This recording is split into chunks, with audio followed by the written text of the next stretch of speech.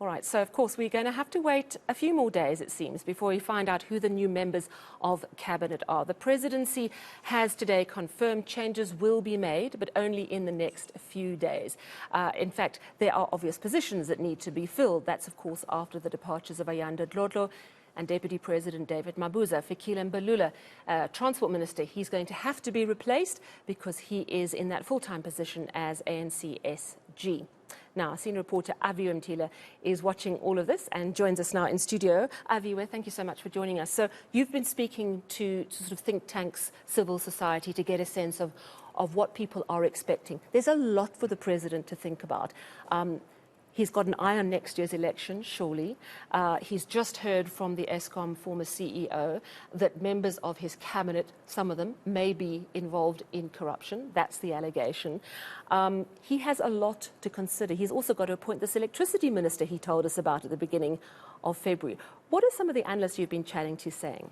Well, it's not only the Eskom CEO that's, of course, delved into the corruption at the state-owned entity. There's been long-standing reports, for example, from the Zondo Commission that has fingered some of the leadership in cabinet. Never mind the 200-plus members of the African National Congress that have been fingered in the Zondo Commission. So the biggest call from civil society is that they don't want people that are tainted by corruption. And the name that keeps coming up in the examples that are made there are the Mineral Resources Minister, Gwede Mantashe. Of course, he was fingered by the Zondo Commission, saying that he should be further investigated. The recommendations He's taking that on review, though, isn't he? On review, yes. But they're still saying that just even that is enough to not include him in the cabinet, but also his performance when it comes to mineral resources, the ministry itself. Of course, there are other names, for example, Fikile Mbalula, given the role that he now has as the permanent position of the Secretary General of the African National Congress. They're saying that PRASA is at a standstill. The issue around e-tolls is not resolved yet.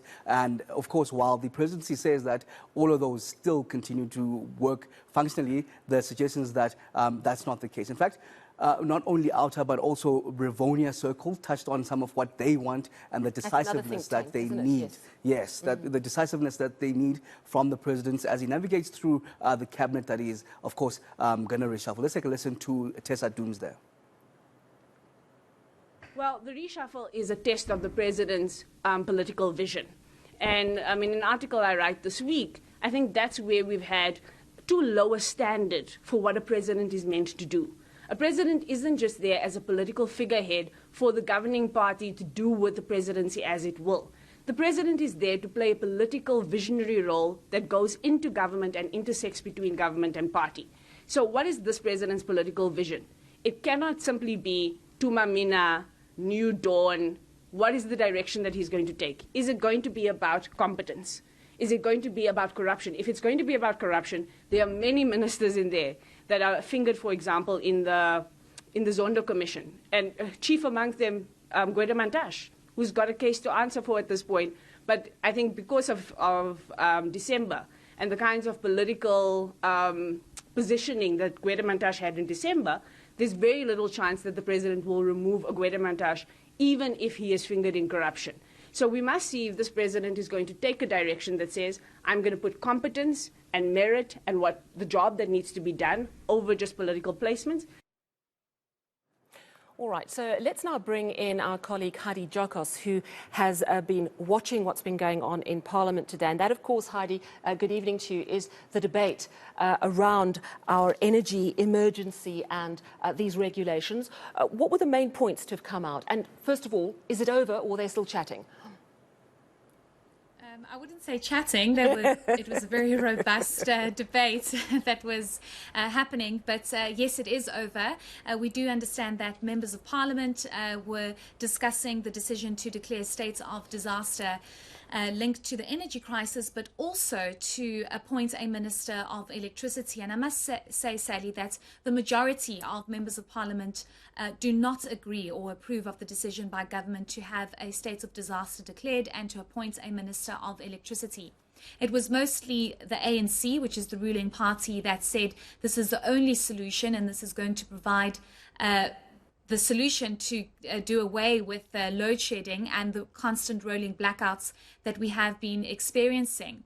You had the DA, for example, the ACDP, the IFP saying that this is only further going to open up the door for possible corruption and looting. And this is all linked to the fact that we have declared a state of disaster, linked to the electricity crisis. If the state of disaster is anything to go by from the COVID-19 pandemic, there's big concern that there is going to be no solution to the ongoing blackouts, rolling blackouts, and it's rather just going to allow people to possibly loot. And this is not going to give us the solution that we need at this stage. So it was a very robust debate, no real conclusion, because at the end of the day, Parliament is not in a position, or members of Parliament are not in a position to actually change the regulations, but they can speak about the implications and, of course, put pressure on government to say, is this the solution? Another big issue was the fact that they're saying, we're just throwing money at the problem and we're not actually finding a solution. It's one thing to actually find tangible solutions, and it's another thing to just appoint a Minister of Electricity for a couple of months. Well, thank you very much for giving us that update from the debate on our national state of disaster, Heidi Giokos. And a quick response from you, Aviwe, speaking to the people that you did today.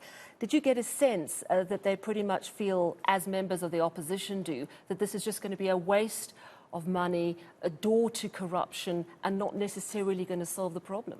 Well, they suggest that we need to put the right people in these places, and the sooner that's done, the better.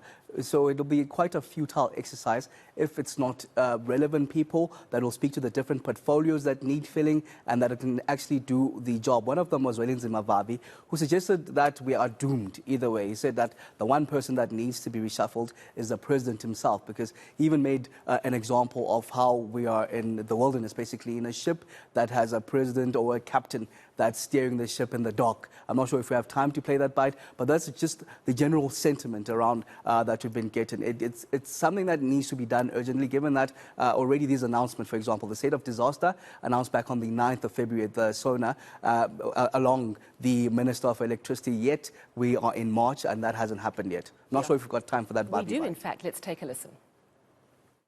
We are not excited with any reshuffle, to be honest with you. We don't see how it is going to make what difference. All we see is that the massive ship is floating aimlessly in the ocean. Unfortunately, the principal guide, the captain of that ship, seemed to be blindfolded. He doesn't know where to turn this thing to. The country has moved into the iceberg, and we're waiting for just one day when the implosion happens.